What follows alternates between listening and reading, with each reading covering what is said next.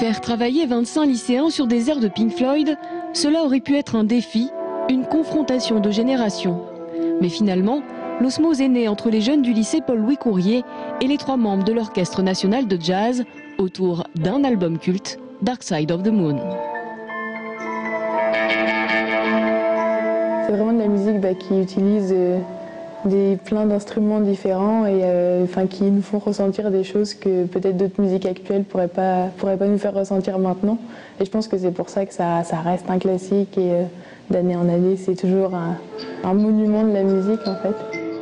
Un monument de la musique qui était déjà passé entre les mains de l'Orchestre national de jazz et qui a une nouvelle fois été arrangé pour cette formation par le claviériste de l'ONJ.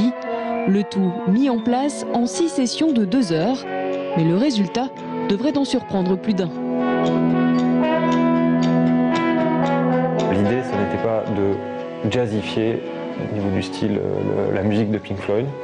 C'était juste d'adapter en fait notre arrangement qui n'est pas forcément une jazzification entre guillemets de cette musique-là. Ce n'est pas ce que nous avons voulu faire.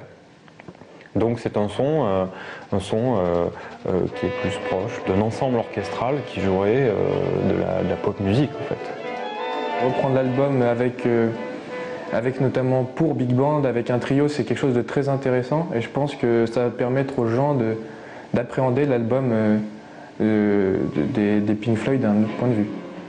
Plus qu'un rendu de projet pédagogique, le concert de ce soir s'annonce comme une véritable présentation de création musicale. Seule frustration peut-être pour les lycéens, le fait de ne jouer cette œuvre avec l'ONJ qu'une seule fois. Mais s'il vous plaît, mesdames et messieurs, à guichet fermé.